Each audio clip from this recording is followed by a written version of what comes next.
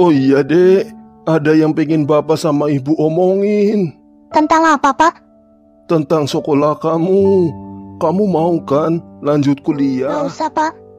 Dia gak mau kuliah. Dia pengen kerja buat bantu ibu sama bapak. Iya. Anita anaknya Bu Surti kan udah 3 bulan kerja di Kamboja. Apanya di sana kerjanya jadi admin kantor. Alhamdulillah bisa, Pak. Ya sudah, karena kamu temennya Anita dan kamu sepertinya niat banget buat kerja, saya akan terima. Loh, kok Batam, Pak? Bukannya tujuan kita Kamboja? Udah kamu diam. Yang penting kita sampai. Bos lagi. Ini anak baru yang mau kerja. Dia bawaan Anita. Hehehe, bisa diandalkan juga tuh si Anita. Ya udah, bawa dia ke Anita dan suruh dia buat ajarin tuh bocah. Baik, bos. Maafin aku deh. Gak seharusnya aku ajak kamu ke sini. Apa maksud kamu, Nit? Saya rasa kamu sudah mendengar semuanya dari Anita. Jadi, saya nggak perlu repot-repot menjelaskan semuanya kepada kamu. Todet. Baik, bos. Lepasin saya.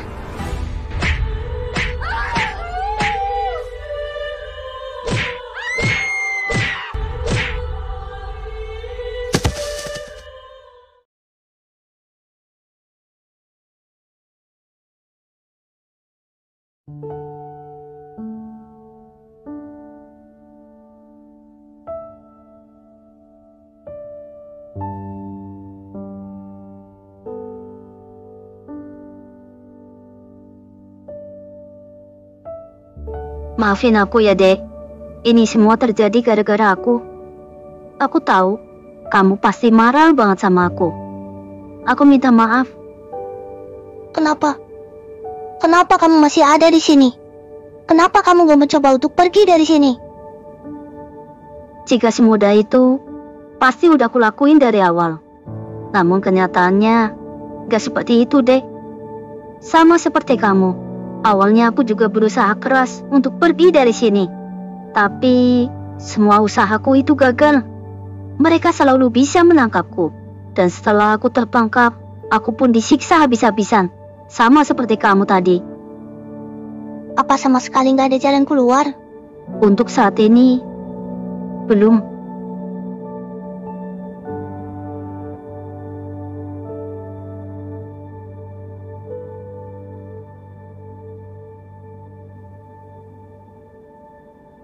Bu, kenapa sampai sekarang dia belum kasih kabar? Apa dia belum sampai? Harusnya sih udah, Pak.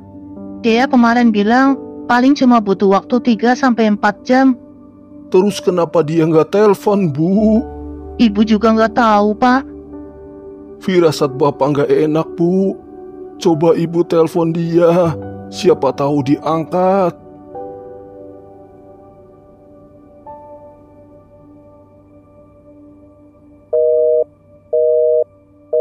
Nggak aktif. Duh, gimana nih, Bu? Bapak takut terjadi apa-apa sama dia. Pak, gimana kalau kita ke rumah Bu Surti? Dia kemarin kan berangkat ke tempat kerjanya anaknya Bu Surti. Ayo, Bu.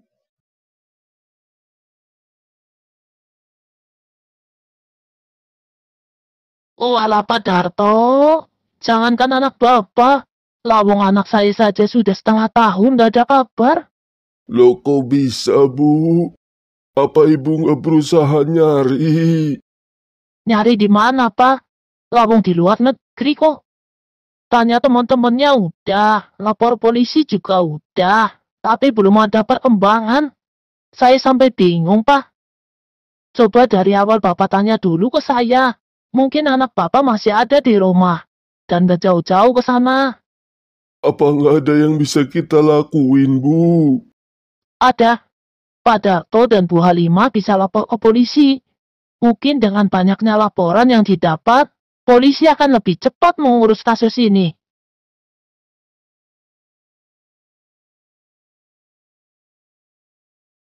Jadi seperti itu, Pak, ceritanya. Semenjak anak saya pergi bersama temannya ke Kamboja, nomor HP-nya sudah tidak bisa dihubungi. Saya coba tanya ke keluarga teman yang berangkat ke sana, ternyata sama. HP mereka sama sekali nggak aktif. Saya nggak tahu, Pak, apa yang harus kami lakukan sekarang. Begini, Bu. Pak, masalah ini sedang kami tangani. Namun prosesnya membutuhkan waktu. Tidak semudah yang kita bayangkan. Asal Bapak dan Ibu tahu, ini sudah ke-17 kalinya kami mendapatkan laporan yang sama. Kami curiga, anak Bapak dan Ibu sedang menjadi korban perdagangan manusia. Atau yang sering kita kenal, TPPO. Namun kalian tidak perlu khawatir. Kami pasti akan mengurus tuntas kasus ini. Dan saya juga meminta bantuan kepada kalian. Jika nanti saudara Dea menghubungi Bapak atau Ibu, tolong segera memberitahu kami. Karena kami akan melacak lokasi mereka. Baik, Pak. Terima kasih. Sama-sama.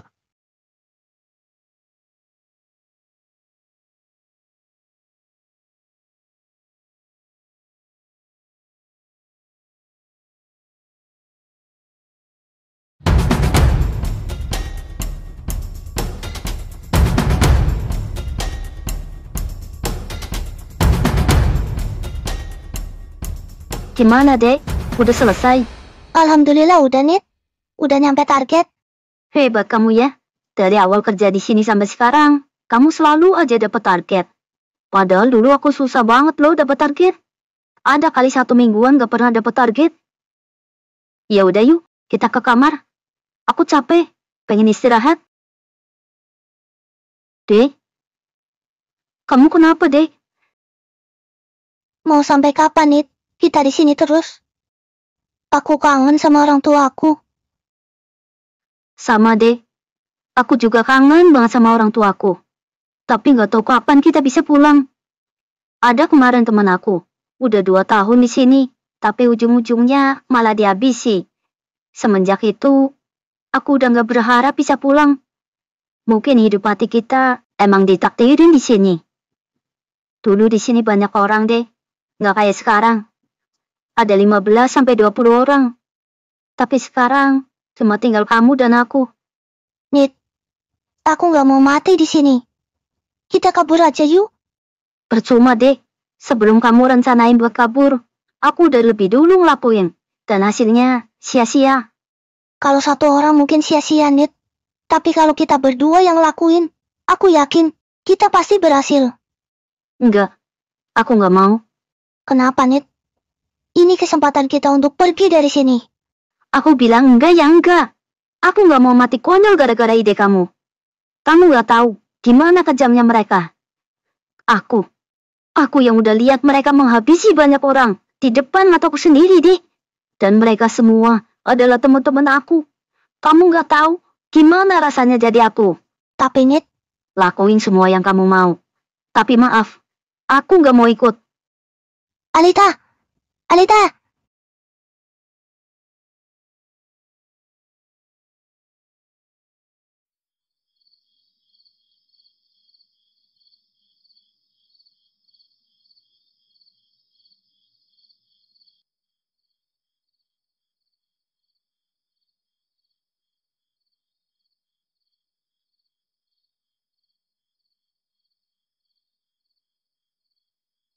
Mau kemana kamu, Dek?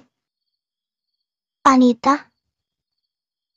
Aku tahu, kamu gak bakalan nyerah gitu aja. Dan aku yakin, kamu pasti akan berusaha untuk pergi dari sini. Apapun resikonya.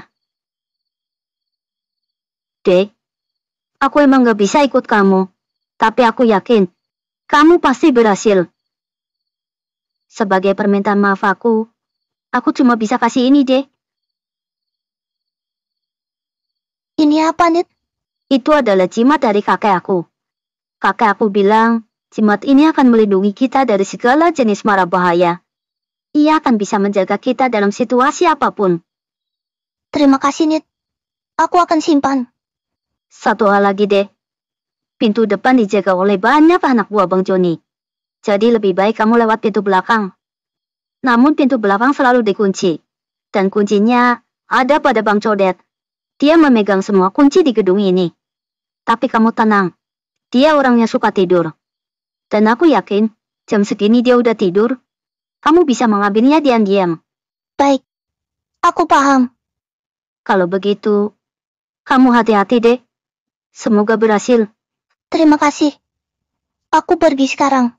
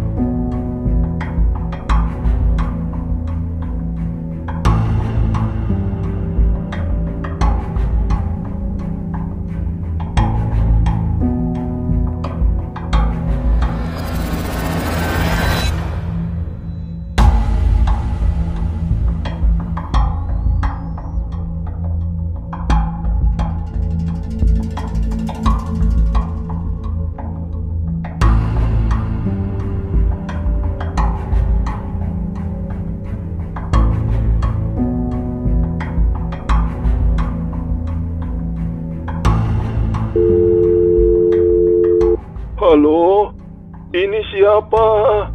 Halo, Pak? Ini dia, Pak. Dia? Bu? Ibu? Dia telepon, Bu. Dia, Pak? Alhamdulillah. Gimana kabar kamu, Dek? Dia nggak apa-apa, Bu. Dek, kamu di mana sekarang? Ibu sama Bapak sudah lapor polisi. Biar polisi jemput kamu. Dia juga nggak tahu, Bu. Tapi dia akan kirim lokasi dia ke Ibu. Ibu kasihin ke polisi ya. Iya, Dek. Iya.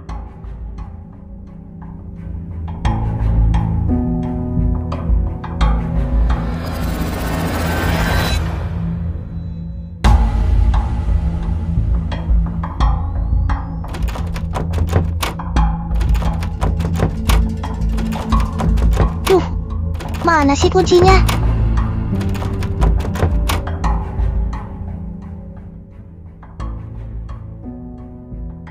Kayaknya aku tidur terlalu lama, tapi masih ngantuk.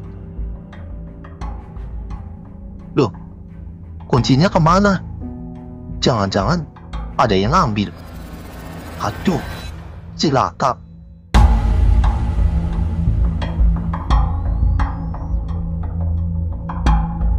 Nah, akhirnya kebuka. Woi, mau kemana lu?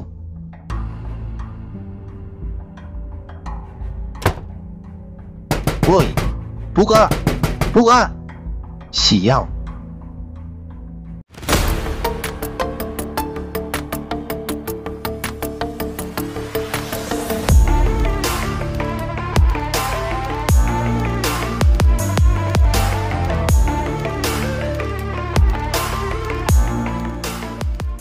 Kalian ke sana.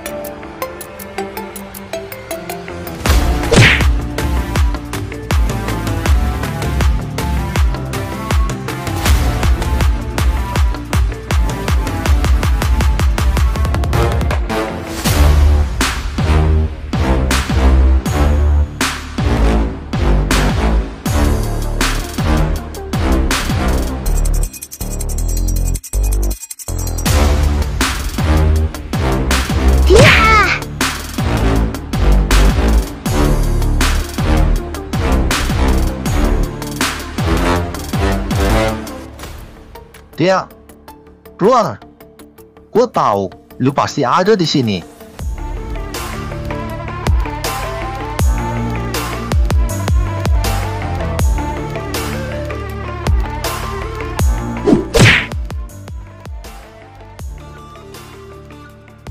Tiga orang udah tumbang. Ternyata nggak begitu sulit. Siapa bilang semua ini sudah selesai?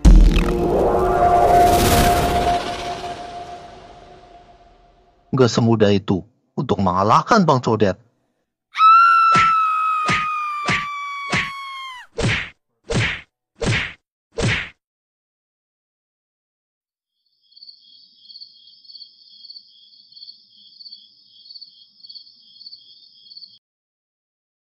Pak polisi, Pak polisi. Pak Darto, ada yang bisa saya bantu? Saya sudah dapat Pak alamatnya. Dia baru saja kirim lokasinya ke saya. Mana Pak? Saya coba lihat. Ini Pak. Baik. Bapak tunggu saja di rumah. Sekarang juga saya akan datang ke sana.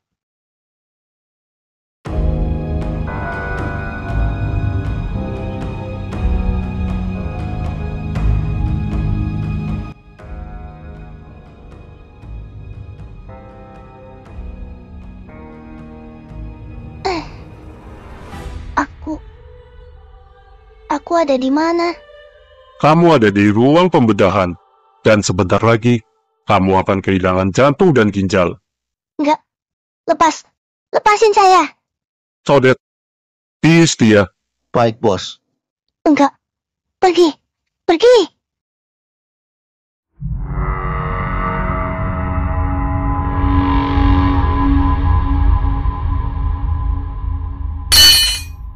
Hah? Kenapa? Jarumnya patah, bos. Ambil jarum yang lain. Baik, bos.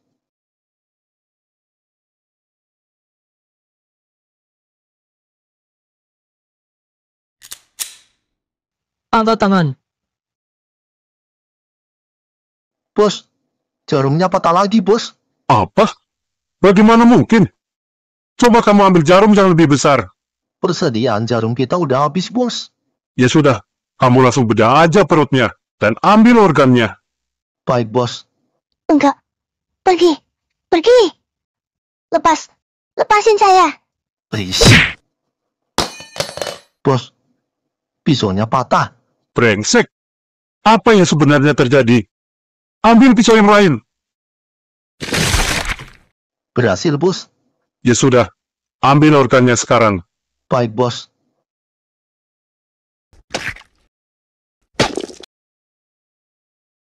Bos, jantungnya sudah dapat. Taruh di sana. Baik, bos. Loh, kemana tuh jantung? Hah?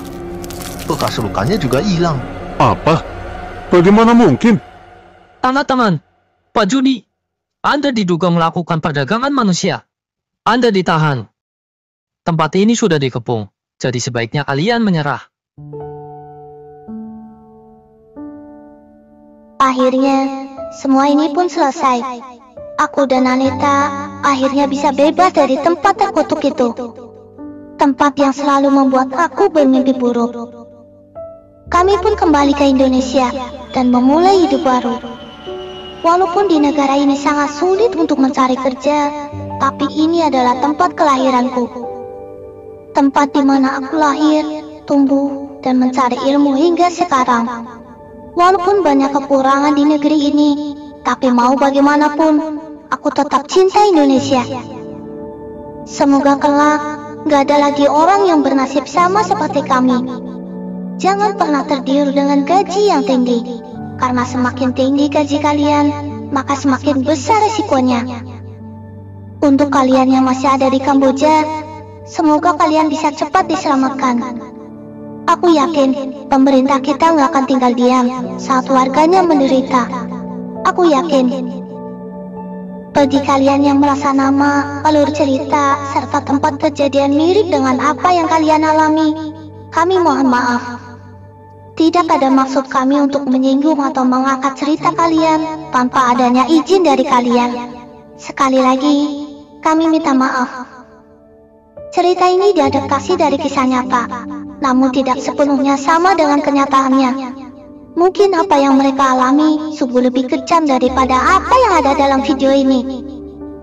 Akhir kata, aku Dea Paramita. Wassalamualaikum warahmatullahi wabarakatuh.